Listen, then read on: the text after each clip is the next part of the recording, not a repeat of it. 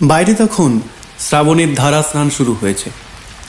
কলকাতার মঠ লেনের সরু গলিটা এখন জলে থই থই করছে। পুরনো আমলের ল্যাম্পপোস্টের ম্লান আলোয় বৃষ্টির ছাঁটগুলোকে দেখাচ্ছে রূপলির তীরের মতো। আমি আর কিশোরী ছাতা মাথায় দিয়ে কাদা ভেঙে যখন ঠাকুরমশাইয়ের বাড়ির দোরগোড়ায় এসে পৌঁছালাম, তখন আমাদের জামার হাতা আর ধুতি প্রায় সম্পূর্ণই ভিজে সপসপে হয়ে গিয়েছিল। কিশোরী আমার দিকে তাকিয়ে বলল, বিভূতি, আজ কি ঠাকুরমশাইকে পাওয়া যাবে? এই দুর্যোগে তিনি হয়তো দোরগড়ায় খিল দিয়ে বসে আছেন। আমি হাসলাম, বললাম, তারানাথ তান্ত্রিককে তুমি চেনো না কিশোরী?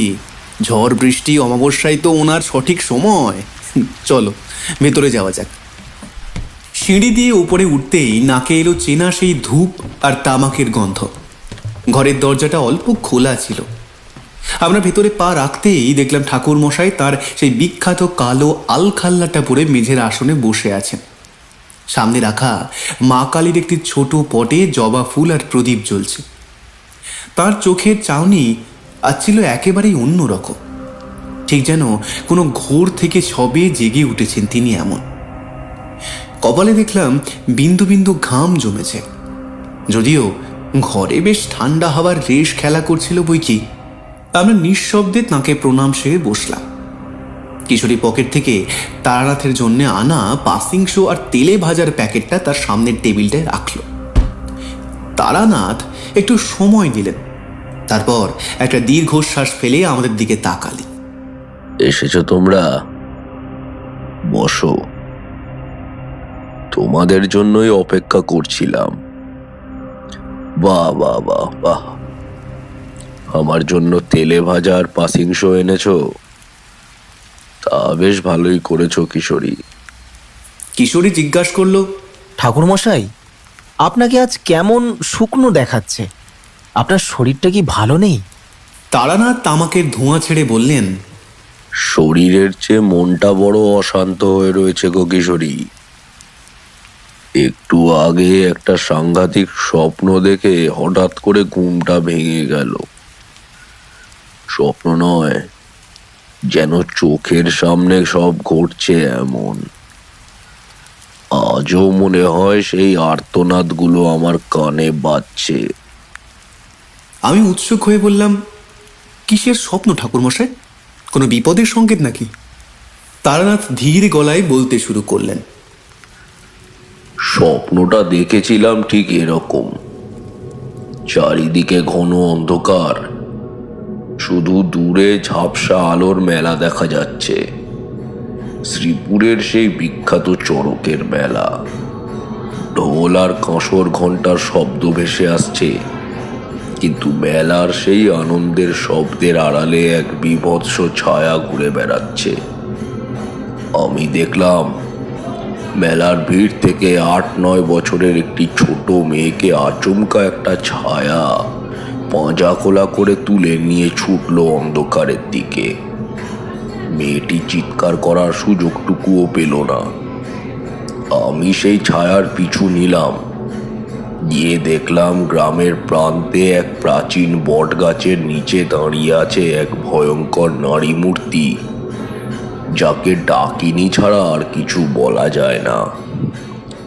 তার জটাধারী চুল, গায়ে হাড়ের মালা, আর চোখ দুটো আগুনের মতো লাল।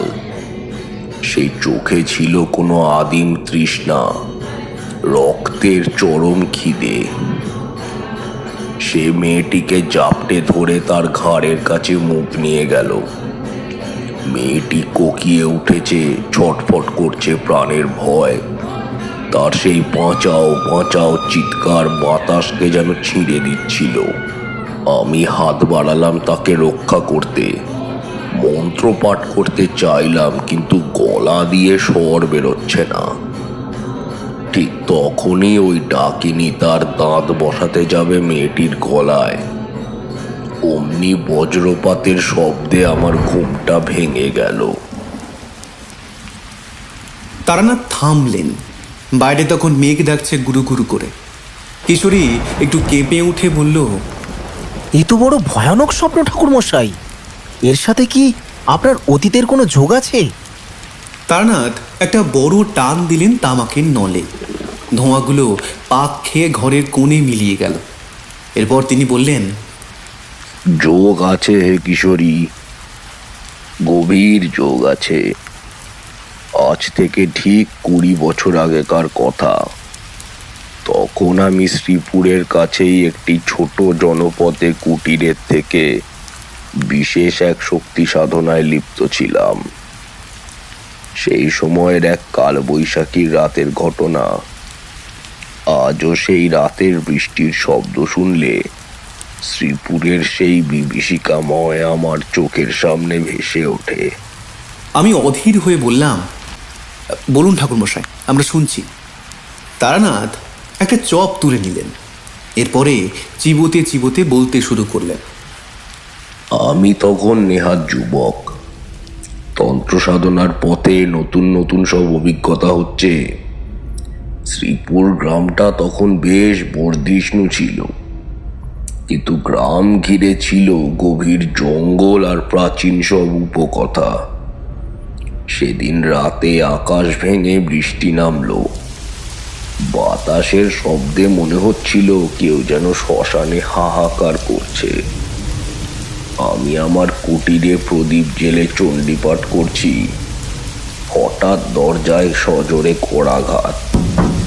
প্রথমে ভাবলাম বাতাসের দাপট, কিন্তু না, কেউ যেন আর্ত স্বরে আমাকে ডাকছে। দরজা খুলতেই দেখলাম দুজন মানুষ বৃষ্টিতে ভিজে কাঁপছে। একজনের পরনে নামাবলি, কপালে তিলক, গ্রামের শিব মন্দিরের পুরোহিত। অন্যজন বয়স্ক, গাম্ভীর্যপূর্ণ চেহারা, গ্রামের মোড়ল মশাই। পুরুত মশাইয়ের নাম ছিল দিবাকর চক্রবর্তী। তিনি কাঁপতে কাঁপতে বললেন, তান্ত্রিক মশাই, রক্ষা করুন, শ্রীপুর নরক হয়ে গেছে, আমরা আর পারছি না। আমি তাদের ভেতরে এনে বসালাম, গামছা দিলাম গা মোছার জন্য। মোড়ল মশাই, যার নাম ছিল গগন মণ্ডল, তিনি হাঁপাতে হাঁপাতে বললেন, বাবা, গ্রামে ঘোর কেলেঙ্কারি ঘটে গেছে। চড়কের মেলা বসছে কদিন পরে, আর তার আগেই আমাদের ঘরের লোকেরা সব উদাও হয়ে যাচ্ছে। আমি অবাক হয়ে তাকালাম। উধাও হচ্ছে মানে? চুরি হচ্ছে? দিবাকর ঠাকুর আর্তনাদ করে উঠলেন, চুরি হলে তো কথা ছিল ঠাকুর মশাই, এ তো যেন সাক্ষাৎ জম এসে তুলে নিয়ে যাচ্ছে তাঁদেরকে। এখনো পর্যন্ত 7টা ছোট মেয়ে গ্রাম থেকে নিখোঁজ হয়ে গিয়েছে, কারুর কোনো হদিশ নেই। শুধু সেদিন পুকুর ঘাটে একটা মেয়ের জামার ছেঁড়া টুকরো পাওয়া গেছে, আর মোড়ল মশাইয়ের নাতনির সোনার আংটিটা বনের ধারে রক্তমাখা অবস্থায় পড়ে থাকতে দেখা গেছে। কোনো মানুষের কাজ নয় এটা বাবা, এ কোনো অশুভ শক্তির অভিশাপ। আমি চুপ করে তার কথাগুলো শুনছিলাম। ঝড়ের বেগ তখন আরো বাড়ছে। ঘরের তেলের প্রদীপটা থরথর করে কাঁপছে। দিবাকর ঠাকুর বললেন, গ্রামের মায়েরা অন্ন জল ত্যাগ করেছে, ঘরে ঘরে কান্নার রোল। পুলিশ এসেছিল, জঙ্গল চষে ফেলেছে, কিন্তু কিচ্ছু পায়নি। আমরা খবর পেয়েছি আপনি তন্ত্রশাস্ত্রে পণ্ডিত, তাই এই দুর্যোগে আপনার পায়ে শরণ নিতে এসেছি। আমাদের সন্তানদের বাঁচান ঠাকুর মশাই। তারানাথ আমাদের দিকে চেয়ে বললেন, সেই প্রথম আমি শ্রীপুরের নাম শুনলাম। ওই দুজন মানুষের চোখে যে আতঙ্ক আমি দেখেছিলাম তা কোনো সাধারণ চোর ডাকাতের ভয়ের ছিল না। তা ছিল এক অদৃশ্য অশরীরী মরণ ফাঁসের আতঙ্ক। আমি স্থির করলাম পরদিন সকালেই রওনা হব, কিন্তু জানতাম না আমি শ্রীপুরের মাটিতে পা রাখা মানেই মৃত্যুর নতুন দাবার ছকে ঢুকে পড়া। ঠাকুরমশাই থামলেন। বাইরে বিদ্যুতের চমক আমাদের জানলার সার্সিতে এক মুহূর্তের জন্য বিভীষিকাময় আলো ফেলে গেল। কিশোরী ঢোক গিলে বলল, তারপর কি হলো ঠাকুর মশাই? আপনি কি পরের দিনই গিয়েছিলেন? তারানাথ ম্লান হাসলেন। গিয়েছিলাম, কিন্তু শ্রীপুর আমাকে যা দিয়ে স্বাগত জানিয়েছিল তার জন্য আমি প্রস্তুত ছিলাম না। তারানাথ পুনরায় বলতে লাগলেন। পরদিন ভোরবেলায় আকাশটা একটু পরিষ্কার হতেই আমি ঝোলাটা কাঁধে ঝুলিয়ে নিলাম। দিবাকর ঠাকুর আর গগন মোড়ল সারা রাত আমার কুটিরেই জেগে কাটিয়েছিলেন। তাদের চোখে ঘুম নেই, আছে শুধু একরাশ উৎকণ্ঠা। আমরা যখন শ্রীপুরের পথ ধরলাম তখন পূব আকাশটা রক্তাভ হয়ে আছে। মনে হচ্ছিল আকাশটা যেন কোনো যজ্ঞকুণ্ডের আগুনের প্রতিফলনে রাঙা হয়ে উঠেছে। শ্রীপুরের গ্রামে পা রাখতেই অদ্ভুত থমথমে পরিবেশ অনুভব করলাম। গ্রামটা ছবির মতো সুন্দর হওয়ার কথা ছিল, কিন্তু এক অদৃশ্য বিভীষিকা যেন তার উপর কালির প্রলেপ লেপে গিয়েছিল। রাস্তায় কোনো ছোট ছেলে মেয়ের দেখা নেই। মায়েরা বাড়ির দরজা জানলা বন্ধ করে ভেতর থেকে পাহারা দিচ্ছে। এমনকি গ্রামের কুকুরগুলো পর্যন্ত কেমন যেন লেজ গুটিয়ে কুঁকড়ে বসেছিল। দিবাকর ঠাকুর আমাকে সরাসরি নিয়ে গেলেন গ্রামের একদম উত্তর প্রান্তে, যেখানে ছিল গ্রামের প্রাচীন কেশবেশ্বর শিবের মন্দির। পাথরের তৈরি মন্দিরটি ছিল বহু প্রাচীন। মন্দিরের গায়ে শ্যাওলা ধরেছিল। মন্দিরের পিছনেই দেখলাম ঘন জঙ্গল শুরু হয়েছে। আমি মন্দিরের চাতালে পা রাখতেই আমার শির দ্বারা দিয়ে একটা হিমশীতল স্রোত বয়ে গেল। কিশোরী মাঝপথে বাধা দিয়ে বলল, কেন ঠাকুরমশাই? মন্দিরে তো পবিত্র শক্তি থাকার কথা, সেখানে এমন হিমশীতল অনুভূতি হলো কেন? তারানাথ ধীর স্বরে বললেন, শোনো কিশোরী, যেখানে আলো প্রখর সেখানে ছায়াও খুব গভীর হয়। কেশবেশ্বর মন্দিরের মাহাত্ম্য যেমন ছিল, তেমনি তার চারপাশের পরিবেশের কোনো এক অশুভ শক্তি নিজের জাল বিস্তার করেছিল। মন্দিরে প্রবেশ করার আগে আমি একবার চারপাশটা ভালো করে দেখে নিলাম। বাতাসের মধ্যে পচা মাংসের একটা হালকা গন্ধ পাচ্ছিলাম আমি, যা সাধারণ মানুষের নাকে সহজে আসার কথা নয়। আমি আর দিবাকর ঠাকুর গর্ভগৃহে প্রবেশ করলাম। শিবলিঙ্গটি ছিল বিশাল এবং কালো কোষ্ঠী পাথরের। আমি ভক্তি ভরে প্রণাম জানিয়ে ধ্যানে বসলাম। চারপাশ তখন নিস্তব্ধ, শুধু দূরে নদীর স্রোতের আওয়াজ পাওয়া যাচ্ছিল। আমি মনে মনে মহাদেবের চরণে নিবেদন করলাম, প্রভু, এই গ্রামের এই নিদারুণ বিপদে আমাকে পথ দেখাও। ধ্যানে বসার কিছুক্ষণ পরেই আমার মনে হলো পাথরের মেঝেটা কাঁপছে। এক অবিশ্বাস্য দৃশ্য দেখলাম আমি। শিবলিঙ্গের ওপর রাখা বেলপাতাগুলো নিজে থেকে সরে গেল এবং লিঙ্গের গা দিয়ে ঘামের মতো জল নয়, বরং টকটকে লাল রঙের কিছু একটা চুইয়ে পড়তে লাগলো। আমি চমকে চোখ খুললাম। না, ওটা রক্ত নয়, ওটা ছিল সিঁদুর মাখানো এক অদ্ভুত তরল। ঠিক সেই সময় মন্দিরের ছাদ থেকে একটা বিশালাকার কেউটে সাপ নেমে এলো। সাপটা শিবলিঙ্গকে 3 বার প্রদক্ষিণ করে ফনা তুলে আমার দিকে চাইল। তার চোখের মণি দুটো ঠিক সেই স্বপ্নের ডাকিনীর মতো লাল হয়ে গিয়েছিল। আমি বুঝলাম এটি সাধারণ সাপ নয়। মহাদেব আমাকে সংকেত দিচ্ছেন যে শত্রু অতি ভয়ানক এবং সে এই গ্রামেরই কোনো গুপ্ত স্থানে আস্তানা গেড়েছে। সাপটা কয়েক মুহূর্ত স্থির থেকে হঠাৎ মন্দিরের পিছনের সেই ঘন জঙ্গলের দিকে দ্রুত বেগে চলে গেল। দিবাকর ঠাকুর কাঁপা গলায় বললেন, ঠাকুর মশাই, শিব ঠাকুর কি বিমুখ হলেন? আমি বললাম, না চক্রবর্তী মশাই, শিব বিমুখ হননি। তিনি সংকেত দিয়েছেন বিভীষিকা ওই জঙ্গলের গভীরে আছে। চলুন, গ্রামের চড়কের মেলাটা একবার ঘুরে দেখা দরকার। গগন মোড়ল আমাদের নিয়ে গেলেন মেলার ময়দানে।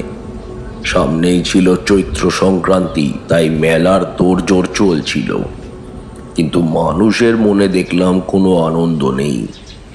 বিশাল চড়ক গাছটা মাঠের মাঝখানে পোঁতা হয়েছে, কিন্তু সেই কাঠের গায়ে যেন কেউ নখ দিয়ে গভীর আঁচড় কেটেছে। মেলা কমিটির লোকজন ভয় তটস্থ। আমি যখন মেলার চারপাশটা পর্যবেক্ষণ করছিলাম, তখন হঠাৎ আমার চোখ গেল এক কোণে বসে থাকা এক বৃদ্ধার দিকে। তার পরনে ছিল তালিমারা কাপড়, আলু থালু চুল। সে আপন মনে বিড়বিড় করছিল আর মাটির উপর খড়ি দিয়ে অদ্ভুত সব নকশা আঁকছিল। আমি কাছে যেতেই সে আমার দিকে তাকিয়ে এক পৈশাচিক হাসি হাসল। সে বলল,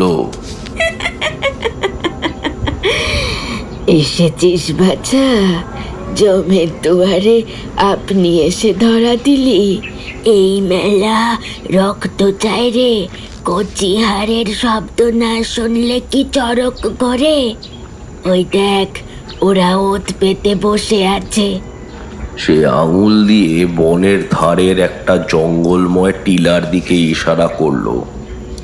মোড়ল মশাই গগন ফিসফিস করে বললেন, ওর কথা শুনবেন না ঠাকুর মশাই, ও একটা পাগলি। কিন্তু আমি জানতাম অনেক সময় পাগলের মুখ দিয়েও সত্য বের হয়। আমি সেই টিলার দিকে তাকালাম। দিনের আলো থাকা সত্ত্বেও ওই টিলাটা যেন অন্ধকার কুয়াশায় ঢাকা পড়ে গিয়েছিল। দেখলাম সেখানে কোনো পাখির ডাক নেই, কোনো পতঙ্গ উঠছে না। আমি দিবাকর ঠাকুরকে জিজ্ঞাসা করলাম, ওই জায়গাটা কি? দিবাকর ঠাকুর একটু ইতস্তত করে বললেন, ওটা শ্রীপুরের পুরনো শ্মশান ঠাকুর মশাই। ওখানে এখন আর কেউ মরা পড়তে যায় না। জায়গাটা বড় অপায়া। আমি বুঝতে পারলাম আমার গন্তব্য কোথায়। সেই রাতে গগন মোড়ল আমাকে তার বাড়িতে থাকার ব্যবস্থা করে দিলেন। রাতে খাওয়ার পর সবাই যখন ঘুমিয়ে পড়েছে, আমি চুপি চুপি ঘর থেকে বেরোলাম। তখন আমার হাতে রুদ্রাক্ষের মালার এক গাছি কাঁচা বাঁশের লাঠি। বাইরে তখন ঝিঁঝি ডাকছে। আমি সেই পুরনো শ্মশানের দিকে এগোতে লাগলাম। যত এগোচ্ছি ততই বাতাস যেন ভারী হয়ে আসছে। হঠাৎ আমার মনে হলো কেউ আমার পিছন পিছন হাঁটছে। আমি থামলে সেও থামছে, আমি হাঁটলে সেও হাঁটছে। আমি ঝট করে ঘুরে তাকালাম। দেখলাম পিছনে কেউ নেই, শুধু একটা ঝোপের আড়ালে দুটো আগুনের গোলার মতো চোখ জ্বলজ্বল করছে।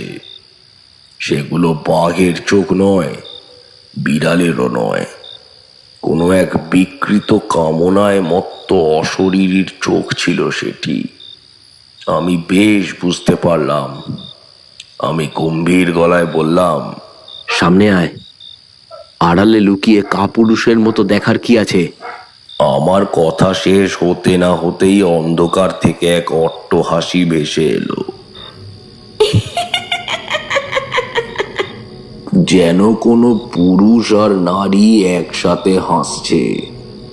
এক বীভৎস কণ্ঠস্বর ভেসে এলো, আজকের রাতটা তোর শেষ রাত তান্ত্রিক। এখান থেকে ফেরার কোনো পথ নেই। আছে শুধু রক্ত আর হাড়ের পাহাড়। কথাগুলো বলেই একটা প্রকাণ্ড ছায়া আমার দিকে ঝাঁপিয়ে পড়ল। আমি দ্রুত সরে গিয়ে আমার হাতের জপমালাটা সেই ছায়ার দিকে ছুঁড়ে মারলাম। একটা তপ্ত কয়লায় জল পড়ার মতো শব্দ হলো, আর ছায়াটা যন্ত্রণায় চিৎকার করে বাতাসে মিশিয়ে গেল। আমি বুঝলাম শ্রীপুরের এই লড়াই শুধু কোনো মানুষের সাথে নয়, এ হলো এক অন্ধকার জগতের সাথে লড়াই। গ্রামের ভেতরে এক তান্ত্রিক আস্তানা গেড়েছে ঠিকই, কিন্তু সে কোনো সাধারণ তান্ত্রিক ছিল না, সে ছিল প্রেত সিদ্ধ। আমি সেই রাতে আর এগোলাম না। বুঝলাম দিনের আলোয় আমাকে আগে ওই শ্মশানের লুকোনো গোপন কুঠুরিটা খুঁজে বের করতে হবে। ফেরার পথে আমি দেখলাম একটা ছোট মেয়ের জামার অংশ একটা কাঁটা ঝোপে বিঁধে আছে। জামাটায় তাজা রক্তের দাগ লেগেছিল। বুঝলাম তার মানে আজকেও কেউ শিকার হয়েছে। পরদিন সকালে গ্রামে হাহাকার পড়ে গেল। মোড়ল মশাইয়ের বাড়ির পরিচারিকার মেয়েটিকে খুঁজে পাওয়া যাচ্ছে না। সারা গ্রাম তখন উত্তাল। পুলিশ আসছে যাচ্ছে, কিন্তু কোনো ফল হচ্ছে না। আমি মোড়ল মশাইকে বললাম, আপনাদের থানায় খবর দিয়ে লাভ নেই। এ কাজ সাধারণ খুনের নয়। আজ রাতে আমি শ্মশানে যাব, তবে আমার সাথে কাউকে নেবেন না। শুধু দিবাকর ঠাকুরকে বলবেন মন্দিরে যেন এক নাগাড়ে মহামৃত্যুঞ্জয় মন্ত্রপাঠ চলে। গল্পের এই জায়গায় এসে তারানাথ থামলেন। তাঁর কপালে দেখতে পেলাম বিন্দু বিন্দু ঘাম জমেছে। কিশোরী ভয়ে আমার হাতটা শক্ত করে চেপে ধরল। আমি জিজ্ঞাসা করলাম, ঠাকুরমশাই, তারপর ওই শ্মশানে গিয়ে আপনি কি দেখলেন? তারানাথ একটা দীর্ঘশ্বাস ফেলে বললেন, সে দৃশ্য বিভূতি আজও আমার মনে পড়লে আমার রক্ত হিম হয়ে যায়। শ্মশানের সেই নির্জনতা আর পচা মাংসের গন্ধে আমি যা আবিষ্কার করেছিলাম তা ছিল মানুষের কল্পনার অতীত। শোনো তবে, সে রাতটা ছিল অমাবস্যার আগের রাত। আকাশটা যেন একটা কালো চাদরে মুখ ঢেকেছিল। শ্রীপুর গ্রামের প্রতিটি ঘরে প্রদীপ নিভে গিয়েছিল, কিন্তু কারোর চোখে ঘুম ছিল না। এক অদ্ভুত নিস্তব্ধতা গ্রামটাকে গিলে ফেলেছিল। আমি যখন গ্রামের সীমানা ছাড়িয়ে সেই পুরনো শ্মশানের দিকে এগোচ্ছি, তখন চারপাশ থেকে এক অদ্ভুত শব্দ আসতে শুরু করলো। মনে হচ্ছিল যেন কেউ মাটির তলা থেকে ফিস ফিস করে কথা বলছে। আমি আমার ঝোলা থেকে এক মুঠো সিদ্ধ সর্ষে বের করে হাতে তুলে নিলাম। এই সর্ষে আমি আগেই কামাক্ষার মন্ত্র দিয়ে শোধন করে রেখেছিলাম। হঠাৎ আমার মনে হলো বাতাসের তাপমাত্রা অস্বাভাবিকভাবে কমে গেল। আমার নিঃশ্বাস ধোঁয়ার মতো বেরোতে শুরু করলো। ঠিক তখনই আমার সামনে পথ আগলিয়ে দাঁড়ালো একটা বিভৎস মূর্তি। তার শরীরটা ছিল মানুষের মতো, কিন্তু মাথাটা ছিল একটা পচা জানোয়ারের। তার শরীর থেকে গলিত মাংসের দুর্গন্ধ ভেসে আসছিল। সে তার লম্বা নখওয়ালা হাত দুটো বাড়িয়ে আমার দিকে আসতে লাগলো।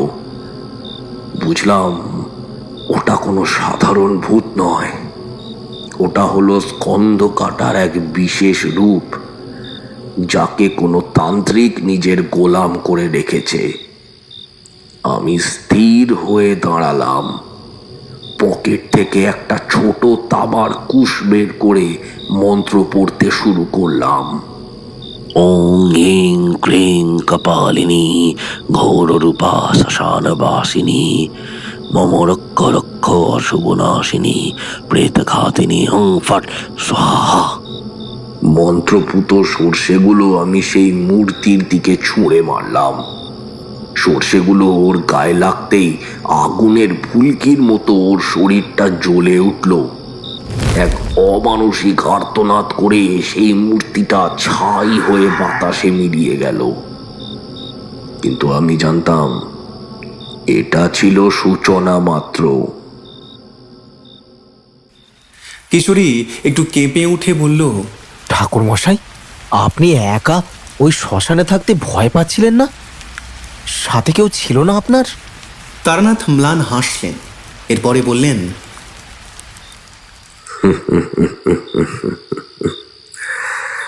কিশোরী, দেখো, তান্ত্রিকের লড়াই একারই হয়।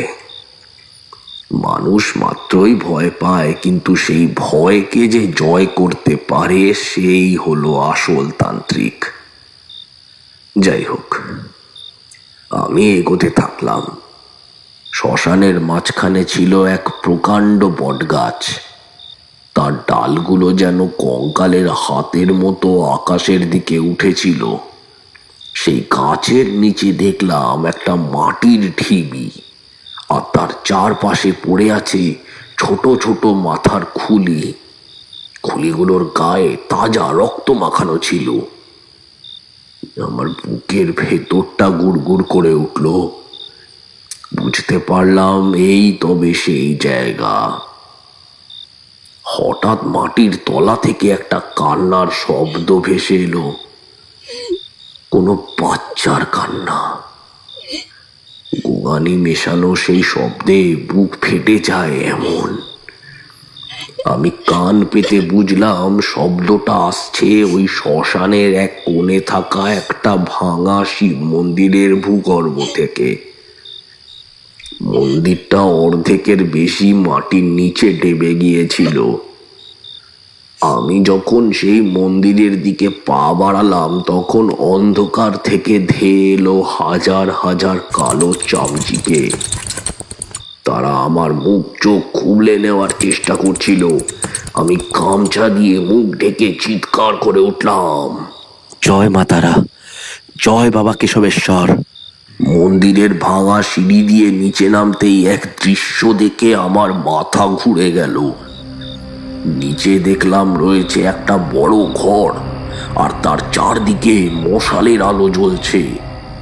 সেখানে দেওয়াল জুড়ে নরকঙ্কাল সাজানো ছিল, আর ঘরের মাঝখানে এক বীভৎস চেহারার তান্ত্রিক বসেছিল।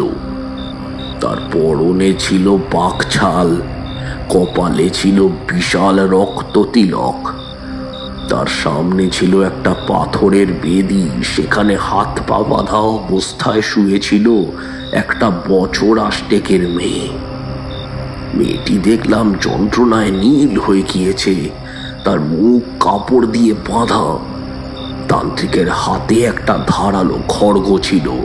সে বিড়বিড় করে মন্ত্র পড়ছিল, রুধিরং দেহি মাংসং দেহি কাল ভৈরবয় নমঃ, বলিং গৃহতু শক্তিং দদাতু পিশাচরাজয় নমঃ। আমি গর্জে উঠলাম, থাম তান্ত্রিক, মা কালীর নামে বলছি, এই নরবলি বন্ধ কর। তান্ত্রিকটা আমার দিকে তৎক্ষণাৎ ঘুরে তাকালো। তার চোখে ছিল পৈশাচিক উল্লাস। সে অট্টহাসি হেসে বলল, আরেকজন শিকার এলো। তুই কে রে মূর্খ? আমার সাধনায় বাধা দেওয়ার সাহস তোর কি করে হলো? জানিস আমি কে? আমি এই শ্রীপুরের বিনাশ। আজ এই নবম বলি সম্পন্ন হলেই আমি অমরত্ব পাব, আর তুই হবি আমার দশম বলি। কথাটা বলেই সে তার হাতের তলোয়ারটা ঘোরাতে শুরু করলো। হঠাৎ সে একটা মাটির পাত্র থেকে কিছুটা ছাই ছুঁড়ে দিল বাতাসের দিকে। মুহূর্তের মধ্যে ঘরটা কালো ধোঁয়ায় ভরে গেল। সেই ধোঁয়ার ভেতর থেকে বেরিয়ে এলো চারটে প্রেতাত্মা। দেখলাম তাদের চোখ নেই, শুধু শূন্য কোটর দিয়ে রক্ত ঝরছে। তারা আমাকে চারদিক থেকে ঘিরে ধরল। আমি বুঝতে পারলাম এ তান্ত্রিক সাধারণ নয়, সে প্রেত সিদ্ধি লাভ করেছে। আমি চট করে আমার ঝোলা থেকে রুদ্রাক্ষের মালাটা বের করে হাতের তালুতে পিষতে শুরু করলাম। আমি বুঝলাম আমার গুরুদত্ত সেই গোপন রক্ষা কবচ এইবার বের করতেই হবে। প্রেতগুলো আমার উপর ঝাঁপিয়ে পড়ার উপক্রম করতেই আমি চিৎকার করে শ্রী শ্রী চণ্ডীর মন্ত্রপাঠ শুরু করলাম। ওং হিং ক্রিং হিং চামুণ্ডায় বিচ্ছে উত্তিষ্ঠ উত্তিষ্ঠ ঘোর রূপা অরিষ্টং নাশয়ে নাশয়ে। একটি প্রেত আমার কাঁধে কামড় বসাতে গিয়েছিল, কিন্তু আমার গায়ের রক্ষা কবচের তেজে সে ছিটকে গিয়ে পড়ল দেওয়ালে। এবার তান্ত্রিক নিজের আসন ছেড়ে উঠল। সে বুঝতে পেরেছিল আমাকে কাবু করা অতটাও সহজ হবে না। সে তার জটা থেকে একটা হাড়ের টুকরো বের করে বিড়বিড় করে কি যেন বলল, আর সাথে সাথেই মাটির তলা থেকে হাজার হাজার উই পোকা আর বিছে বেরিয়ে এসে আমার পায়ে বেয়ে উপরে উঠতে শুরু করলো। আমি যন্ত্রণায় তখন ছটফট করছি, আর তান্ত্রিকটা সেই মশাল হাতে আমার দিকে এগোচ্ছে। সে বলল, তোর হাড় দিয়েই আমি আমার পরের জপমালা বানাবো। আমি তখন বুঝলাম শুধু শক্তিতে হবে না, তার সাথে ভক্তি আর দৈব কৃপা চাই। আমি মনে মনে কেশবেশ্বর শিবকে ডাকতে লাগলাম। হঠাৎ মন্দিরের উপর থেকে একটা প্রচণ্ড শব্দ হলো। মনে হলো কেউ যেন মন্দিরের চূড়ায় সজোরে আঘাত করেছে। তান্ত্রিকটা থমকে গেল। আমি সেই সুযোগে আমার ঝোলা থেকে পঞ্চমুণ্ডির আসনের মাটি বের করে তান্ত্রিকের দিকে ছুঁড়ে মারলাম। মাটিটা তার গায়ে লাগতেই একটা নীল আগুনের শিখা জ্বলে উঠল। তান্ত্রিক যন্ত্রণায় চিৎকার করে পিছু হটল। তার হাতের খড়গোটা হাত থেকে পড়ে গেল। আমি দৌড়ে গিয়ে সেই বন্দি মেয়েটির বাঁধন কাটতে যাচ্ছিলাম, কিন্তু ঠিক সেই সময় তান্ত্রিকটা তার শেষ অস্ত্র প্রয়োগ করল। সে তার নিজের রক্ত এক ফোঁটা মাটিতে ফেললো আর ডাক দিল, আয় ডাকিনি, আয়, গ্রাস করে তান্ত্রিককে। অমনি আমার চারপাশের পরিবেশ বদলে গেল। আমি দেখলাম আমি আর সেই গুহার ভেতর নেই। আমি যেন এক রক্ত নদীর তীরে দাঁড়িয়ে আছি, আর সেই নদী থেকে উঠে আসছে সেই স্বপ্নের ডাকিনী, যার চোখে ছিল রক্তের খিদে। আমি বুঝতে পারলাম তান্ত্রিক আমাকে এক ঘোর বিভ্রান্তির মধ্যে ঠেলে দিয়েছে। এটা বাস্তব নয়, এটা ছিল আসলে মায়া।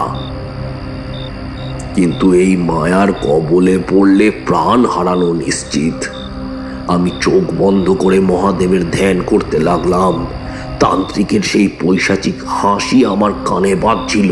সে বলছিল, মর, এবার এবার তুই মর। কিন্তু আমি মরিনি বিভূতি, কারণ ঠিক সেই সময় আমার কানের কাছে একটা গম্ভীর কণ্ঠস্বর বেজে উঠল, ভয় নেই বৎস, আমি আছি। আমি ও কিশোরী দুজনের নিঃশ্বাস বন্ধ করে তার কথাগুলো শুনছিলাম। ঠাকুরমশাই থামলেন। তার সারা শরীর তখন কাঁপছে। তিনি জলের ঘটি থেকে এক চুমুক জল খেলেন। কিশোরী ফিসফিস করে বলল, ঠাকুরমশাই, তারপর কি হলো? ওই ডাকিনী কি আপনাকে মেরে ফেললো? আর ওই বাচ্চা মেয়েটি? তারানাথ দীর্ঘশ্বাস ফেলে বললেন, গল্পের আসল রহস্য তো এখনো শুরুই হয়নি গো বিভূতি। ওই তান্ত্রিক কে ছিল, কেন সে বাচ্চা মেয়েদের বলি দিচ্ছিল, আর শ্রীপুরের ওই শিব মন্দিরের সাথে তার কি সম্পর্ক ছিল, সব জানতে পারবে। আমি বললাম, ঠাকুরমশাই, আপনি যে লড়াইয়ের কথা বলছেন তা তো কোনো সাধারণ মানুষের পক্ষে সম্ভব নয়। আপনি কি দৈব শক্তি পেয়েছিলেন? তারানাথ রহস্যময় হাসি হাসলেন। তারপর বললেন, দৈব শক্তি সবার ভেতরেই থাকে বিভূতি, শুধু তাকে জাগিয়ে নিতে হয়। শোনো, এরপরে কি ঘটেছিল। তারানাথ এবার এই বলেই পুনরায় গল্পে প্রবেশ করলেন, আর আমরাও শুনে চললাম সেই কাহিনী। সেই গুহার ভেতর ডাকিনীর মায়া কাটানোর জন্য আমি যখন মহাদেবের ধ্যান করছি, তখন আচমকা এক প্রচণ্ড ভূকম্পনে গুহাটা কেঁপে উঠল। সেই দৈব কণ্ঠস্বর আমাকে এক লহমায় ঘোর থেকে বের করে আনলো। আমি চোখ খুলে দেখলাম সেখানে ডাকিনী নেই, রক্ত নদী নেই, সামনে সেই পিশাচ সাধক তান্ত্রিক খড়গ উঁচিয়ে দাঁড়িয়ে আছে, কিন্তু তার চোখে এবার ছিল বিস্ময় আর ভয়। সে বুঝতে পেরেছিল আমার পিছনে কোনো মহাজাগতিক শক্তি এসে দাঁড়িয়েছে। তান্ত্রিক গর্জে উঠল, আজকের মতো বেঁচে গেলি তান্ত্রিক, কিন্তু মনে রাখিস শ্রীপুর গ্রাম আজ থেকে শ্মশান হবে। তুই যাতনা দেখবি, তুই মৃত্যু দেখবি, কিন্তু কিচ্ছু করতে পারবি না। এক ঝলক কালো ধোঁয়ার সৃষ্টি করে সে সেই গভীর সুড়ঙ্গের অন্ধকারে মিলিয়ে গেল। আমি দ্রুত গিয়ে সেই বন্দি মেয়েটিকে উদ্ধার করলাম। তার জ্ঞান ছিল না। তাকে পাঁজাকোলা করে তুলে এনে আমি যখন শ্মশান থেকে বেরোচ্ছি তখন দেখলাম এক অভাবনীয় দৃশ্য। শ্মশানের আকাশটা লাল হয়ে গিয়েছিল, আর চারিদিকের জঙ্গল থেকে অদ্ভুত আওয়াজ ভেসে আসছিল, যেন শত শত খেক শিয়াল আর কুকুর একসাথে কাঁদছে এমন। সেই কান্নার সুরে কোনো প্রাণীর ভাব ছিল না, ছিল শুধু অশরীরী আত্মাগুলির হাহাকার। পরদিন সকালে আমি যখন মেয়েটিকে নিয়ে গ্রামে ফিরলাম তখন আনন্দ হওয়ার কথা, কিন্তু গ্রামে ঢুকতেই দেখলাম এক শ্মশান নিস্তব্ধতা। গগন মোড়লের বাড়ির সামনে পৌঁছাতেই দেখলাম গ্রামের কয়েকশো লোক সেখানে জমা হয়েছে। তাদের মুখগুলি ছিল ফ্যাকাশে, চোখে ছিল চরম আতঙ্ক। দিবাকর ঠাকুর ছুটে এলেন, তার কপালে ছিল রক্ত মাখানো। তিনি আর্তনাদ করে উঠে বললেন, সর্বনাশ হয়ে গেছে ঠাকুর মশাই, আপনি যখন শ্মশানে ছিলেন তখন গ্রামে জম নেমে এসেছিল। আমি স্থির হয়ে বললাম, কি হয়েছে খুলে বলুন। মোড়ল মশাই গগন ডুকরে কেঁদে উঠলেন। তিনি বললেন, রাতে রাতে হঠাৎ গ্রামের 4টে বাড়িতে আগুন লেগেছিল, কিন্তু সেই আগুন নেভানো যায়নি। আশ্চর্যের বিষয় হলো আগুনে ঘর পুড়লেও মানুষ মরেনি, কিন্তু ঘর থেকে যারা বেরোতে চেয়েছিল তাদের উপর আকাশ থেকে নাকি অদৃশ্য কোনো নখ এসে আঁচড় কেটে দিয়েছে। গ্রামের পাহারাদার নবীন আর হারু ওদের দেহগুলো দেখুন ঠাকুর মশাই। আমি গিয়ে দেখলাম 2 জোয়ান মরদের দেহ উঠোনে পড়ে রয়েছে। তাদের শরীরটা যেন কেউ মাঝখান থেকে দুমড়ে দিয়েছে, কোনো হাড় আস্ত নেই। সবচেয়ে ভয়ানক ব্যাপার কি ছিল জানো? তাদের চোখ দুটো কোটর থেকে বেরিয়ে এসেছিল, আর সারা শরীরে এক বিষাক্ত লালা মাখানো ছিল। সেই লালা থেকে পচা মাংসের উৎকট গন্ধ বেরোচ্ছিল। কিশোরী শিউরে উঠে জিজ্ঞেস করল, ঠাকুর মশাই, মানুষ কি এমন করতে পারে? তারানাথ মাথা নাড়লেন। না হে কিশোরী, ওটা ছিল ব্রহ্মদৈত্য আর পিশাচের মিলিত তুকতাক। ওই তান্ত্রিক বুঝতে পেরেছিল আমি তার ডেরায় হানা দিয়েছি, তাই সে গ্রামের উপর তার পালিত অপদেবতাগুলোকে লেলিয়ে দিয়েছিল। সেই দিনটা ছিল আমার জীবনের সবচেয়ে কঠিন পরীক্ষা। দুপুরে আরো খবর এলো, গ্রামের পুকুর ঘাটে ধোপাদের 3 বছরের একটি ছেলেকে মৃত অবস্থায় পাওয়া গিয়েছে। তার শরীরে কোনো ক্ষত ছিল না, শুধু তার গায়ের রং কুচকুচে কালো হয়ে গিয়েছিল, ঠিক যেমন বিষক্রিয়ায় হয়। কিন্তু গ্রামের ওঝারা কিছুই করতে পারল না। তারা জানালো এ হলো কালশত্রু তান্ত্রিকের মারণ মন্ত্রের ফল। আমি বুঝতে পারলাম তান্ত্রিক এবার মরণপণ খেলায় নেমেছে।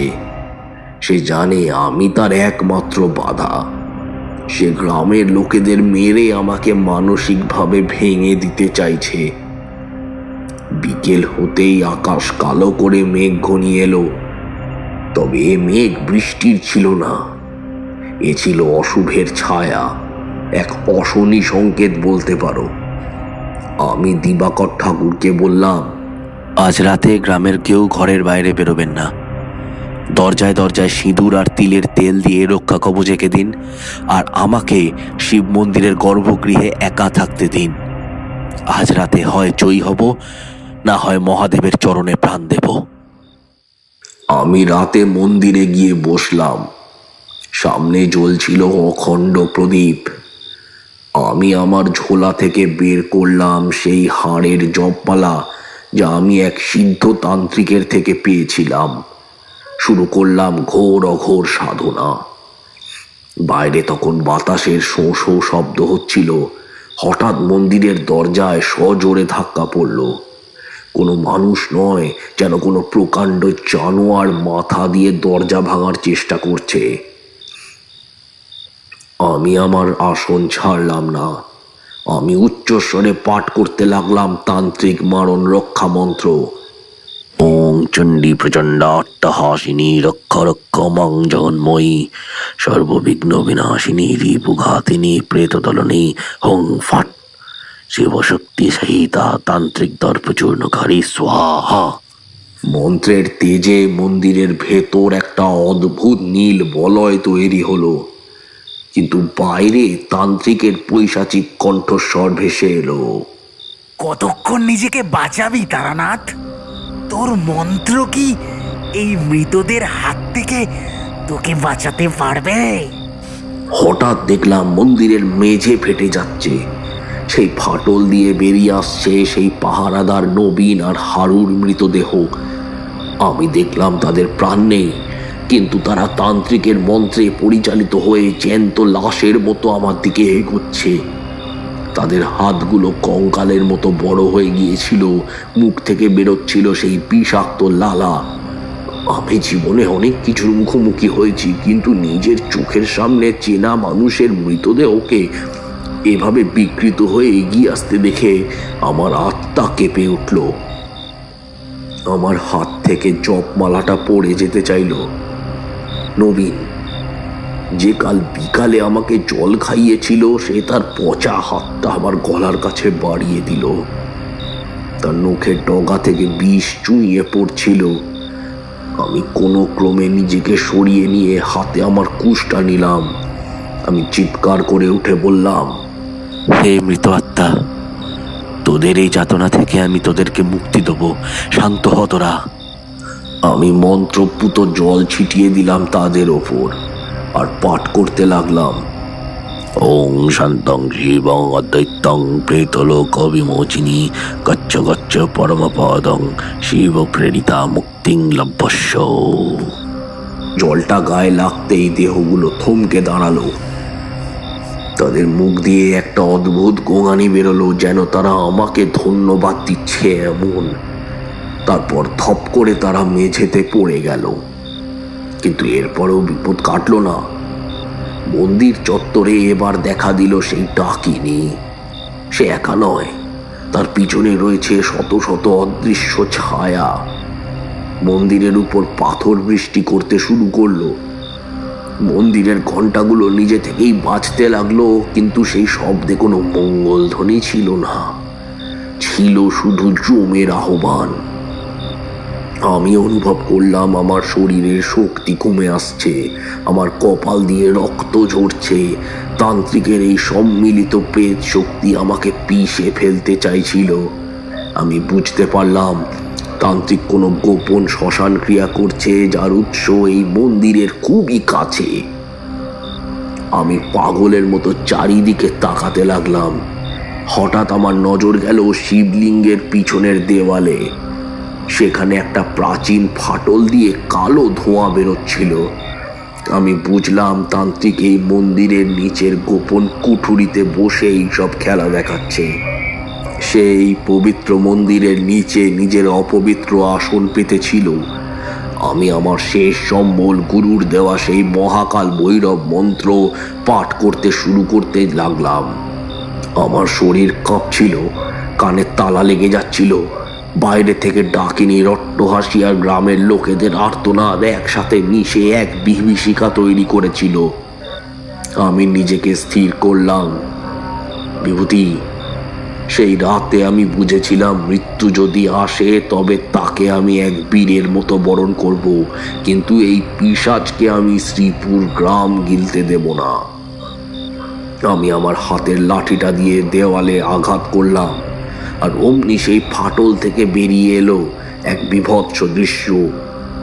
দেখলাম ভেতরে অন্ধকারে সিঁড়ি নেমে গিয়েছে, সেখান থেকে ভেসে আসছে পচা রক্তের গন্ধ আর সেই বিকট মন্ত্রোচ্চারণ সেই তান্ত্রিকের। আমি সিঁড়ি দিয়ে নিচে নামতে শুরু করলাম। নিচে কি আছে আমি জানতাম না, শুধু জানতাম জমের মুখোমুখি আমাকে হতেই হবে। এত পর্যন্ত কথাগুলো বলে তারানাথ চুপ করলেন। তার নিঃশ্বাস ভারী হয়ে আসছিল। কিশোরীর মুখটা ভয়ে একদম সাদা হয়ে গেছিল। সে আমার হাতটা খামচে ধরেছিল। আমি বললাম, ঠাকুরমশাই, তারপর ওই সিঁড়ি দিয়ে নিচে নেমে আপনি কি দেখলেন? তান্ত্রিকের ওই লড়াই কি শেষ হলো? তারানাথ আমার দিকে একটা রহস্যময় চাউনি দিয়ে বললেন, ওই সিঁড়ির নিচে যা দেখেছিলাম তা দেখার জন্য কলিজা লাগে। সেখানে লুকিয়েছিল তান্ত্রিকের অতীতের সেই গোপন কাহিনী আর শ্রীপুরের এই অভিশাপের মূল কারণ। শোনো তবে তার পরের সেই কাহিনী। তারানাথ আবার বলতে শুরু করলেন, সেই সিঁড়ি দিয়ে নিচে নামাটা ছিল যেন জীবন্ত অবস্থায় নরকে প্রবেশ করা। সিঁড়িগুলো ছিল পিচ্ছিল, দেওয়ালে চটচটে এক ধরনের কালচে রক্ত লেগেছিল। যত নিচে নামছিলাম বাতাস যেন ফুরিয়ে আসছিল। চারপাশটা ছিল কুমোট, ব্যবসা, পচা গন্ধ আর ঝিঝির ডাকের মতো এক অদ্ভুত একটানা শব্দ কানের পর্দায় আঘাত করছিল। আমি যখন নিচে পৌঁছালাম দেখলাম সেখানে রয়েছে এক বিশাল পাতাল ঘর। ঘরের চার কোণে চারটে মানুষের খুলির উপর প্রদীপ জ্বলছে, তবে সেই আগুনের শিখা ছিল নীল রঙের। ঘরের মাঝখানে ছিল এক বিভৎস যজ্ঞকুণ্ড, আর তার চারপাশে ঘিরে ছিল কয়েকটা ছোট ছোট খাঁচা। সেই খাঁচাগুলোর ভেতর বন্দি হয়েছিল গ্রামের নিখোঁজ হওয়া সেই বাচ্চা মেয়েগুলি। তাদের প্রত্যেকের চোখ ছিল বন্ধ, ঠোঁটগুলো নীল হয়ে গিয়েছিল। তারা বেঁচে আছে নাকি মরে গেছে তা বোঝার উপায় পর্যন্ত নেই। যজ্ঞকুণ্ডের সামনে বসেছিল সেই জটাধারী তান্ত্রিক। তার গায়ে কোনো কাপড় ছিল না, সারা শরীরে ছিল শ্মশানের ছাই মাখানো। সে একা ছিল না, তার পাশে দাঁড়িয়ে ছিল এক ছায়ামূর্তি, যার অর্ধেক মানুষ আর অর্ধেক নেকড়ের মতো চেহারা ছিল। তান্ত্রিকের হাতে ছিল হাড়ের তৈরি বাদ্যযন্ত্র, যা সে বাজিয়ে চলেছিল আর উন্মত্তের মতো নাচছিল। আমাকে দেখেই সে সেই নাচ থামালো। তার দাঁতগুলো পচে কালো হয়ে গিয়েছিল। সেই পৈশাচিক হাসি হেসে সে বলল, তারানাথ, তুই তবে এলি এই জমের ঘরে? জানিস এই বাচ্চা মেয়েগুলোর পবিত্র রক্ত দিয়ে আমি আজ কি সিদ্ধি লাভ করতে যাচ্ছি? আমি ডাকিনী সিদ্ধি পেরিয়ে এখন মহাকাল সিদ্ধির পথে। একবার যদি এই নবম বালিকার রক্ত আমি কুণ্ডে ঢালতে পারি, তবে এই শ্রীপুর তো ছাড়, গোটা পৃথিবী আমার হাতের মুঠোয় আসবে। আমি রাগে কাঁপতে কাঁপতে বললাম, পাপিষ্ঠ, ধর্মের নামে তোর এই অধর্মের খেলা আমি শেষ করব। মহাদেব তোকে কিছুতেই ক্ষমা করবেন না। তান্ত্রিক গর্জে উঠল, মহাদেব? তোর মহাদেব তো আজ পাথর হয়ে মন্দিরে বসে আছেন। এখানে রাজত্ব আমার পিশাচদের। বলেই সে তার সামনের যজ্ঞকুণ্ড থেকে এক মুঠো কালো ছাই নিয়ে আমার দিকে ছুঁড়ে মারল। সেই ছাই বাতাসে ছড়িয়ে পড়তেই কয়েক হাজার বিষাক্ত কালনাগিনীর রূপ নিল। তারা ফনা তুলে হিস হিস শব্দে আমার দিকে তেড়ে এলো। আমি জানতাম এ কোনো মায়া নয়, এ হলো সর্পকিলক বিদ্যা। আমি চট করে আমার কপালে শ্মশানের মাটি দিয়ে তিলক আঁকলাম আর উচ্চস্বরে গরুর মন্ত্র পাঠ করতে শুরু করলাম। ওং হ্রিং ক্ষিপ স্বাহা, ওং পক্ষীরাজায় নমঃ, নাগপাশং ত্রটয় ত্রটয়, বিষং নাশনং কুরো কুরো, মম রক্ষ রক্ষ, নীলকণ্ঠ সহায়, হুং ফটু স্বাহা। আমার শরীর থেকে এক উজ্জ্বল সোনালী আভা নির্গত হলো। সেই তেজে সাপগুলো পুড়ে ছাই হয়ে গেল। তান্ত্রিক এবার রাগে হিতাহিত জ্ঞান হারিয়ে তার সেই ছায়ামূর্তি পিশাচটাকে আদেশ দিল, যা, ওর ঘাড়ের রক্ত এনে দে আমাকে। সেই বীভৎস পিশাচটা এক লাফে আমার উপর ঝাঁপিয়ে পড়ল। তার গায়ে লোহা কাটার মতো শক্ত নখ ছিল। আমার হাত থেকে লাঠিটা ছিটকে গেল।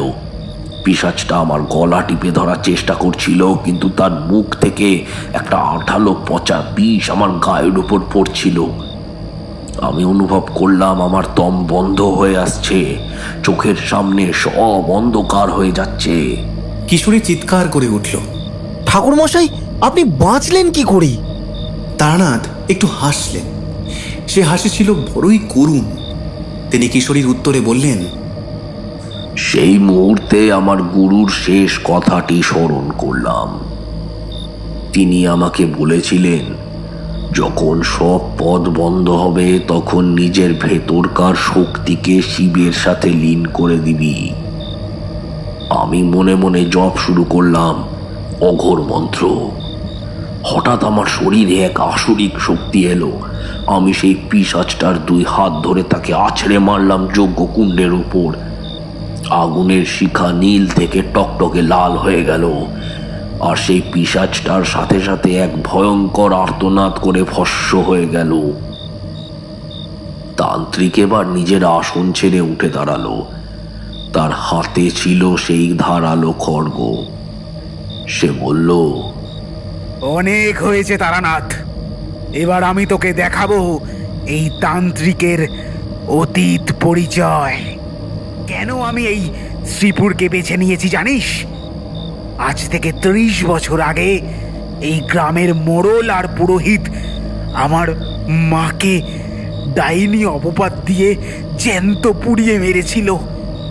আমার বাবাকেও তারা ছাড়েনি। আমি তখন বালক, জঙ্গলে লুকিয়ে সব দেখেছিলাম। সেদিনই আমি প্রতিজ্ঞা করেছিলাম শ্রীপুরের বংশ রক্ষা হতে দেব না। এই বাচ্চাগুলো মরলে তবেই আমার বাবা মায়ের আত্মা শান্তি পাবে। আমি স্তম্ভিত হয়ে গেলাম। তবে কি এই ভয়াবহতার মূলে লুকিয়ে আছে কোনো পুরনো প্রতিহিংসা? তান্ত্রিক আবার বলতে শুরু করলো, আমি কোনো সাধারণ তান্ত্রিক নই। আমি কামাক্ষার শ্মশানে 10 বছর মৃতদেহের ওপর বসে সাধনা করেছি। এই গ্রামকে আমি শ্মশান বানাবই। এই বলে সে তার খড়গোটা দিয়ে নিজের হাতের শিরা কাটল। সেই রক্ত যজ্ঞকুণ্ডে পড়তেই মাটির তলা থেকে উঠে এলো 4টে প্রকাণ্ড প্রেত। তারা দেখতে অবিকল শ্রীপুরের সেই মৃত পাহারাদারদের মতো ছিল। তান্ত্রিক চিৎকার করে বলল, ঘেরাও করো একে, ছিঁড়ে ফেল ওর দেহ। আমি তখন বুঝতে পেরেছিলাম তান্ত্রিক শুধু ক্রোধে নয়, সে তন্ত্রের ভুল পথে গিয়ে নিজের আত্মা শয়তানের কাছে বিক্রি করে দিয়েছে। আমি আমার ঝোলা থেকে শেষ অস্ত্রটা বের করলাম। সেটি ছিল একটা ছোট রূপোর ত্রিশূল, যা সিদ্ধপীঠ বক্রেশ্বর থেকে আনা হয়েছিল। আমি মন্ত্রপাঠ শুরু করলাম, কিন্তু তান্ত্রিকের অশুভ শক্তির দাপটে আমার গলা বুজে আসছিল। চারপাশের দেওয়ালগুলো যেন আমার দিকে এগিয়ে আসছিল। তান্ত্রিক হাসতে হাসতে এগোচ্ছিল আমার দিকে। সে বলল, তোর মন্ত্র আজ কাজ করবে না তারানাথ। আজ অমাবস্যার রাত শুরু হয়েছে। আজ শয়তানের শক্তি জয়ী হবে। ঠিক সেই সময় উপর থেকে এক প্রচণ্ড ঘণ্টার ধ্বনি শুনতে পেলাম। বুঝলাম দিবাকর ঠাকুর তবে মন্দিরে মহামৃত্যুঞ্জয় মন্ত্র শুরু করেছেন। সেই শব্দের কম্পনে পাতাল ঘরটা কাঁপতে লাগলো। আমি সেই সুযোগে চিৎকার করে উঠলাম, ওং নমো শিবায় মৃত্যুঞ্জয়ায় মহাদেবায় নমস্তুতে ততো জয়া তস্তাং ভয়ং নাস্তি শঙ্করস্য কৃপাবলাৎ। আমি সেই রূপর ত্রিশূলটা সজোরে তান্ত্রিকের দিকে ছুঁড়ে মারলাম, কিন্তু তান্ত্রিক সেটা শূন্যে হাত দিয়ে ধরে ফেলল। সে এক পৈশাচিক অট্ট হাসি হাসল, তারপরে গর্জে উঠে বলল, এইটুকু খেলনা দিয়ে তুই আমাকে মারবি তারানাথ? এবার দেখ আমার খেলা। সে হাত তুলল আর সাথে সাথেই কয়েকটা খাঁচার দরজা খুলে গেল। ভেতর থেকে সেই বাচ্চা মেয়েগুলো সম্মোহিতের মতো বেরিয়ে এলো। দেখলাম তাদের চোখে কোনো মনি নেই, রয়েছে শুধু সাদা অংশ। তান্ত্রিক আদেশ দিল, যা, এই তান্ত্রিককে মার তোরা, এই হাড় দিয়ে খেলনা তৈরি কর। বাচ্চাগুলো আমার দিকে এগোচ্ছে। তাদের কচি হাতগুলো এখন আমাকে কামড়ানোর জন্য উদ্যত। আমি কি করব? ওদের গায়ে তো হাত দেওয়া যায় না। তান্ত্রিকের এই চালটা ছিল সবচেয়ে মারাত্মক। সে জানতো আমি শিশুদের উপর মন্ত্র প্রয়োগ করব না। আমি পিছু হটতে হটতে দেওয়ালের কোণে চেপে গেলাম। বাচ্চারা আমাকে ঘিরে ধরেছে, তাদের নখগুলো আমার শরীরে বিঁধতে শুরু করেছে। আমি যন্ত্রণায় চিৎকার করে উঠলাম, ঠাকুর রক্ষা করো। হঠাৎ মন্দিরের ভেতর এক অদ্ভুত নিস্তব্ধতা নেমে এলো।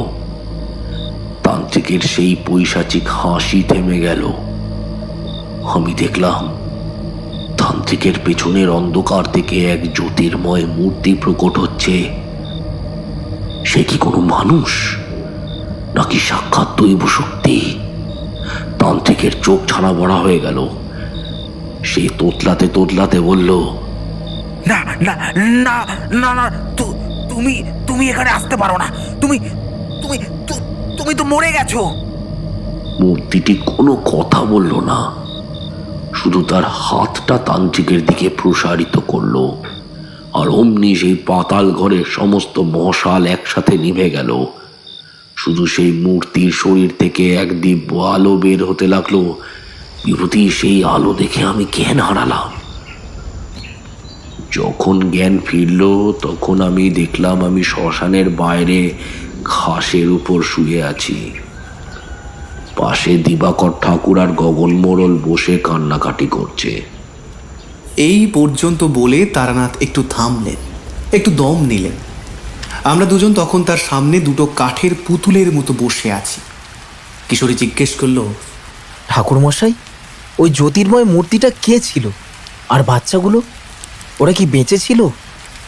তারানাথ করুণ চোখে আমাদের দিকে চাইলেন, তারপর বললেন, সবই বলবো কিশোরী, কিন্তু মনে রেখো, সব গল্পের শেষ সুখের হয় না।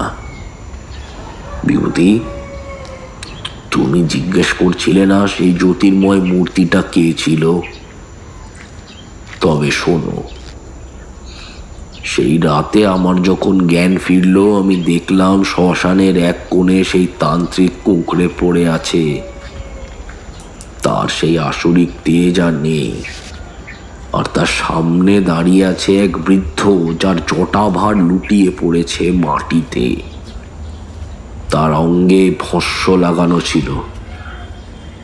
বিস্ময়ের ব্যাপার হলো, গগন মোড়ল আর দিবাকর ঠাকুর যখন তাকে দেখলেন তখন তারা ভয় আর ভক্তিতে মাটিতে আছাড় খেয়ে পড়লেন।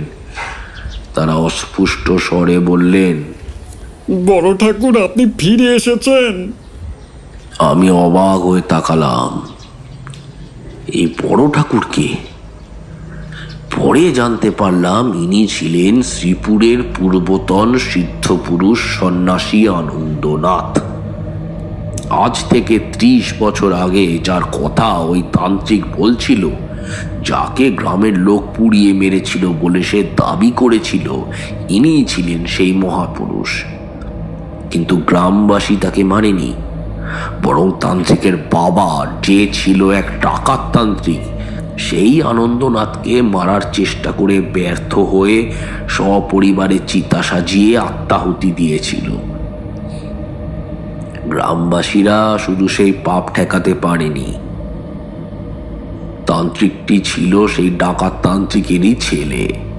সে 30 বছর ধরে এই মিথ্যা প্রতিশোধের আগুন বুকে পুষে রেখেছিল। সে জানত না যে আনন্দনাথ মরেননি। তিনি হিমালয়ের কোনো এক গোপন গুহায় সমাধিস্থ ছিলেন। আজ শ্রীপুরের এই চরম বিপদে তিনি সূক্ষ্ম শরীরে আবির্ভূত হয়েছেন। সন্ন্যাসী আনন্দনাথের গলার আওয়াজটা যেন মন্দিরের ঘণ্টার মতো বাজল। ওরে অবাগা, তুই প্রতিশোধের নামে কতগুলো অবোধ শিশুর রক্ত নিয়ে খেলছিস? তোর বাবা মরেনি, সে নিজের পাপের দহনে পুড়েছিল। আর তুই সেই পাপকে পুণ্য মনে করে নরকের পথ বেছে নিয়েছিস। বড় দেরি করে এসেছেন সন্ন্যাসী। আমি অর্ধেক সিদ্ধি পেয়ে গেছি। এই বাচ্চাগুলোকে মারার জন্য কোনো খড়গ লাগে না, আমার মন্ত্রই যথেষ্ট। বলেই সে তার শেষ মারণ মন্ত্র পাঠ করতে শুরু করলো। ওং রিং ফট, শ্মশান কালী জপ জপ, সর্ববালিকা প্রাণং হরণং কুরু কুরু, অকাল মরণং শোণিত পানাং সোহা। আর মুহূর্তের মধ্যে সেই উদ্ধার হওয়া বাচ্চাগুলোর শরীর নীল হতে শুরু করলো, তাদের শ্বাস বন্ধ হয়ে আসছিল। সন্ন্যাসী আনন্দনাথ আমার দিকে তাকিয়ে বললেন, তারানাথ, আমার শক্তি তোকে দিচ্ছি। তুই শিবের কৃপায় এই বিষ শুষে নে। এই মন্ত্র পর। তিনি আমার কানে একটি অতি গোপন মন্ত্র ফিসফিস করে বলে দিলেন। আমি অনুভব করলাম আমার সারা শরীরে যেন কোটি সূর্যের তেজ জ্বলে উঠল।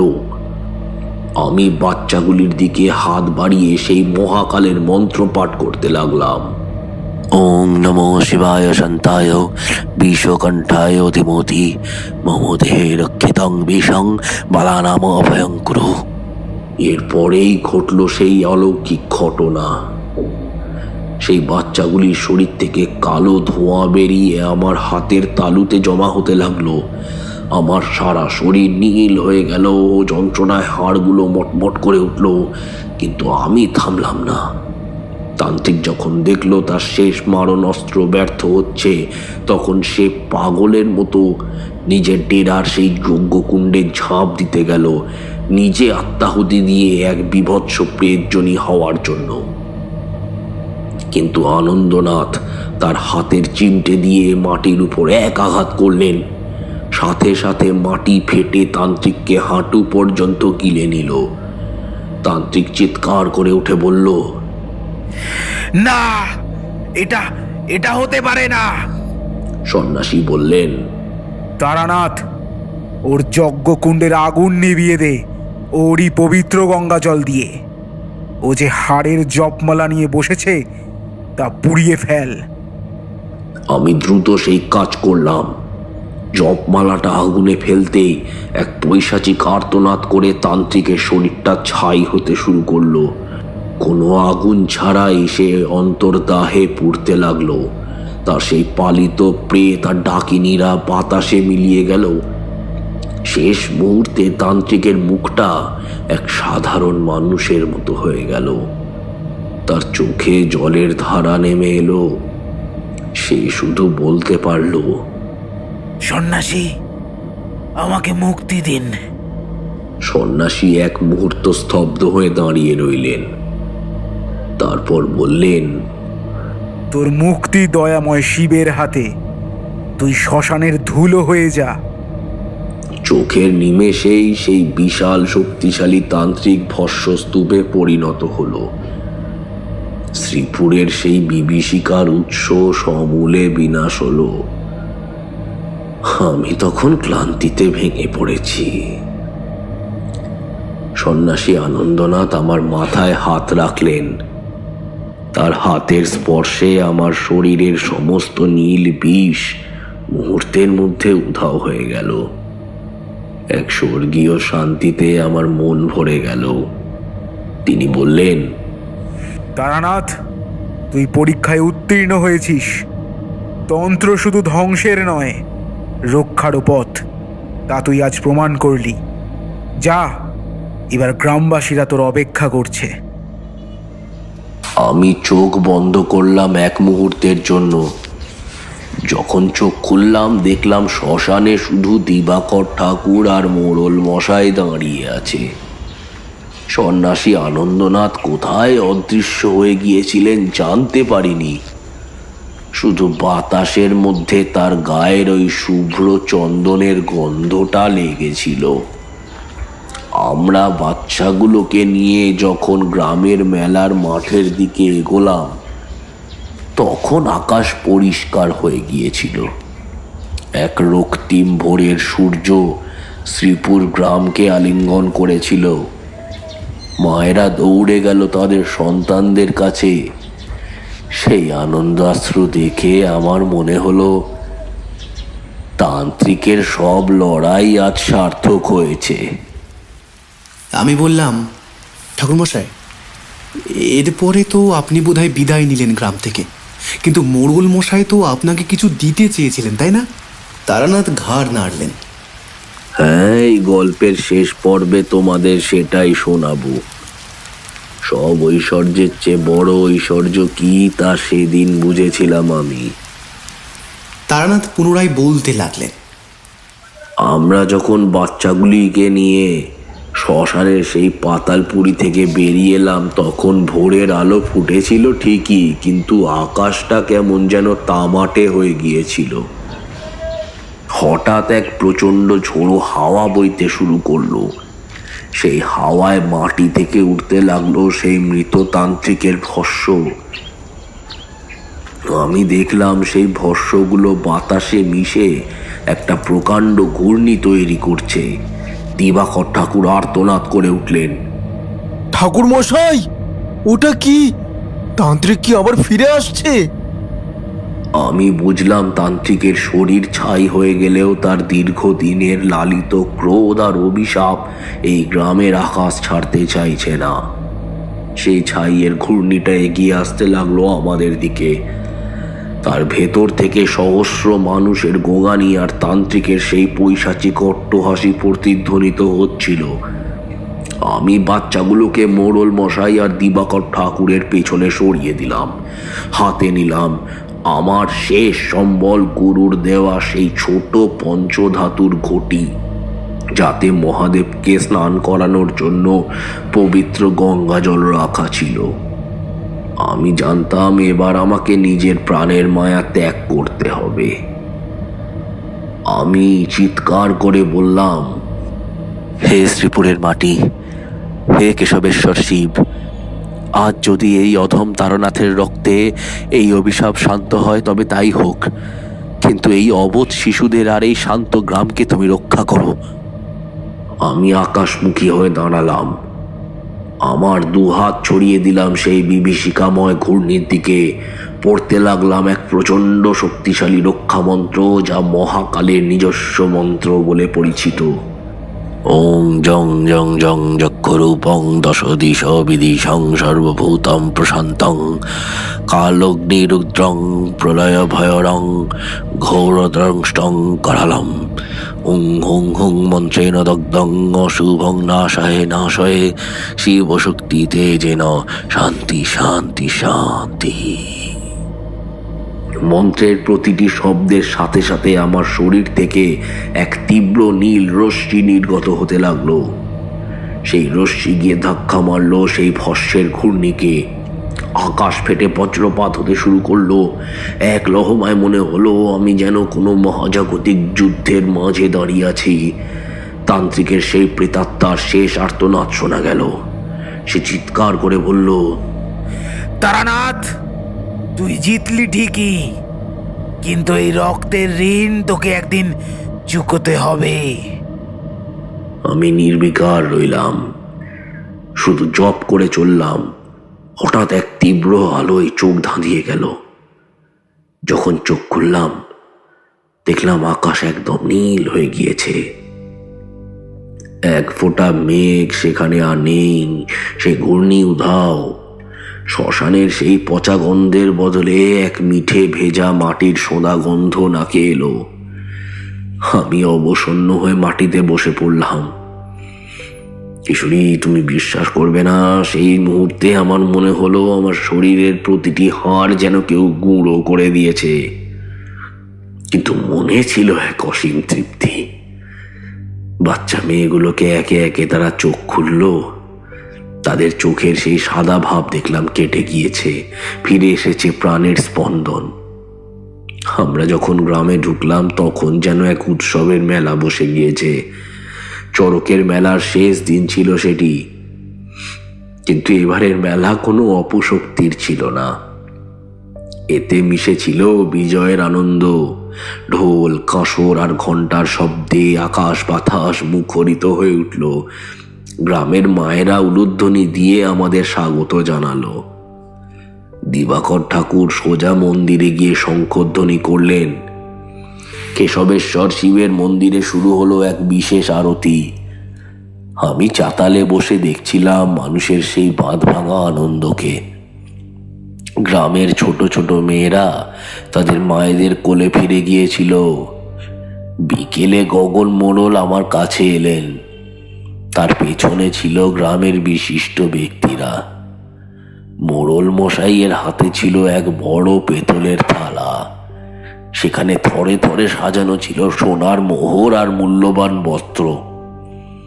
গগন মোড়ল হাত জোর করে বললেন, বাবা বাবা তারানাথ, আপনি যা করেছেন তার ঋণ আমরা কোনোদিন শোধ করতে পারবো না। এই সামান্য উপহারটুকু গ্রহণ করুন। আপনি আমাদের ঘরের লক্ষ্মীদের ফিরিয়ে দিয়েছেন। আপনার জন্য আমাদের এই ক্ষুদ্র আয়োজন। আমি সেই থালার দিকে তাকিয়ে ম্লান হাসলাম। মোহরের উজ্জ্বলতা আমার চোখ টানতে পারল না। আমি মনে মনে ভাবছিলাম সেই তান্ত্রিকের কথা। সেও তো প্রতিহিংসার নেশায় মোহগ্রস্ত ছিল। অর্থ আর ক্ষমতার মোহ মানুষকে দানব বানিয়ে দেয়। আমি শান্ত গলায় বললাম, মোড়ল মশাই, তান্ত্রিক মানুষের মঙ্গলের জন্য কাজ করে, অর্থের জন্য নয়। আমি যদি আজ এই মোহর গ্রহণ করি তবে আমার এই সাধনার তেজ ধুলোয় মিশে যাবে। আমি সাধনায় ব্রতী হয়েছি মানুষের কান্না মুছতে, নিজের ভান্ডার পূর্ণ করতে নয়। দিবাকর ঠাকুর অবাক হয়ে বললেন, তবে আমরা আপনাকে দেব কি? আপনি তো আমাদের দেবতা। আমি বললাম, যদি দিতেই হয় তবে আমার একটি অনুরোধ রাখুন। শ্রীপুর গ্রামে এই তান্ত্রিকের যে পৈশাচিক ছায়া পড়েছিল তা দূর করার একমাত্র উপায় হলো জ্ঞান আর শিক্ষা। এই যে স্বর্ণমুদ্রা আপনি আমাকে দিতে চেয়েছেন, এই অর্থ দিয়ে গ্রামের মেয়েদের জন্য একটি বিদ্যালয় তৈরি করে দিন। এই গ্রামের মেয়েরা যেন শিক্ষিত হয়, সাহসী হয়, যাতে আগামী দিনে কোনো অশুভ শক্তি বা কোনো ভণ্ডতান্ত্রিক তাদের ভয় দেখাতে না পারে। ওই পরিত্যক্ত শ্মশান সংলগ্ন জায়গাটা পবিত্র করুন আর সেখানে গড়ে তুলুন কেশবেশ্বর বালিকা বিদ্যালয়। গ্রামবাসী আমার কথা শুনে স্তব্ধ হয়ে গেল। অনেকের চোখ দিয়ে জল গড়িয়ে এলো। গগন মোড়ল আমার পায়ে হাত দিয়ে প্রণাম করে বলল, আপনার এই ত্যাগের কথা শ্রীপুর কোনোদিন ভুলবে না বাবা। আজ থেকেই কাজ শুরু হবে। আপনার নামেই আমরা এই প্রতিষ্ঠানের নাম রাখতে চাই। আমি বাধা দিয়ে বললাম, না মোড়ল মশাই, আমার নাম নয়, নাম থাকুক মহাদেবের। আমি তো সামান্য এক নিমিত্ত মাত্র। পরদিন খুব ভোরে আমি এই শ্রীপুর ছাড়ার প্রস্তুতি নিলাম। কাউকে কিছু জানালাম না, শুধু শিব মন্দিরে গিয়ে একবার প্রণামটা সেরে ঝোলাটা কাঁধে তুললাম। গ্রামের সীমানায় যখন পৌঁছেছি তখন সূর্য উঠেছে। হঠাৎ পিছন থেকে এক সম্মিলিত কণ্ঠস্বর শুনতে পেলাম। ঘুরে তাকিয়ে দেখি গ্রামের প্রায় সব মানুষ ছুটে আসছে। তাদের সামনে সেই বাচ্চা মেয়েগুলো যাদের আমি উদ্ধার করেছিলাম, তারা আমার পায়ের কাছে এসে জড়ো হলো। একটি ছোট্ট মেয়ে যাকে আমি প্রথম গুহা থেকে উদ্ধার করেছিলাম, সে তার হাতের একটি জবা ফুল আমার দিকে বাড়িয়ে দিল। বলল, আবার আসবেন তো ঠাকুরমশাই? আমার চোখে জল এলো। আমি কোনোদিন নিজের জন্য ঘর বাঁধিনি, পরিবার করিনি, কিন্তু সেদিন মনে হলো সারা শ্রীপুর আমার পরিবার। আমি মেয়েটির মাথায় হাত রেখে বললাম, আবার আসবো মা, শিবের ইচ্ছে হলে অবশ্যই আসবো। আমি যখন গ্রাম থেকে অনেক দূরে চলে এসেছি তখন কানে আসছিল সেই চড়কের মেলার ঢাকের শব্দ। মনটা ভারাক্রান্ত হলেও এক বিচিত্র হালকা মনোভাব অনুভব করছিলাম। গ্রামে ফিরে ঘরে আসতে আমার বেশ কদিন সময় লেগেছিল, কিন্তু সেই শ্রীপুরের বিভীষিকা আমার জীবনের মোড় ঘুরিয়ে দিয়েছিল। তারানাথ চুপ করলেন। প্রদীপটা দেখলাম নিভে এসেছে। ঘরের অন্ধকারটা এখন আর ভয়ঙ্কর লাগছিল না, বরং শান্ত লাগছিল। আমি আর কিশোরী দীর্ঘ সময় কোনো কথা বলতে পারলাম না। আমাদের চোখের সামনে যেন সেই লাল হয়ে যাওয়া আকাশ আর শ্মশানের আগুন ভাসছিল। কিশোরী ধীর গলায় বলল, ঠাকুরমশাই, সেই স্কুলটা কি আজও আছে? তারানাথ অন্ধকারে তাঁর উজ্জ্বল চোখ দুটো আমাদের দিকে ফেরালেন, বললেন, আছে গো কিশোরী। বছর 5 আগে এক ভদ্রলোক এসেছিলেন আমার কাছে। তিনি জানালেন শ্রীপুর হাই স্কুলের মেয়েরা এখন জেলা জুড়ে নাম করেছে। গ্রামের সেই অভিশপ্ত শ্মশানে এখন বিদ্যার আলো জ্বলে। আমি বললাম, ঠাকুরমশাই, আপনি যে লড়াইয়ের কথা বললেন তা কি সাধারণ মানুষ করতে পারে? তারানাথ হাসলেন। সাধারণ অসাধারণ বলে কিছু নেই বিভূতি। যার মনে ভয় নেই আর যার মাথায় আছে মহাদেবের হাত, সে যে কোনো বিভীষিকাকেই জয় করতে পারে। রাত অনেক হলো, এবার তোমরা বাড়ির দিকে রওনা হও। মা কালীর নাম জপ করতে করতে যেও, কোনো ভয় নেই তোমাদের। আমরা দুজনে উঠলাম। ঠাকুরমশাইকে ভূমিষ্ঠ হয়ে প্রণাম করলাম। সিঁড়ি দিয়ে নিচে নামার সময় আমার মনে হচ্ছিল মঠ লেনের এই ঘেঞ্জি গলিটা যেন শ্রীপুরের সেই জঙ্গলের মতো রহস্যময় হয়ে উঠেছে। বাইরে বৃষ্টি থেমে গেছিল। ধোয়া মোছা পরিষ্কার আকাশে দু একটা তারা দেখা যাচ্ছিল। আমরা একে অপরের দিকে তাকিয়ে এবং যে যার বাড়ির উদ্দেশ্যে রওনা হয়ে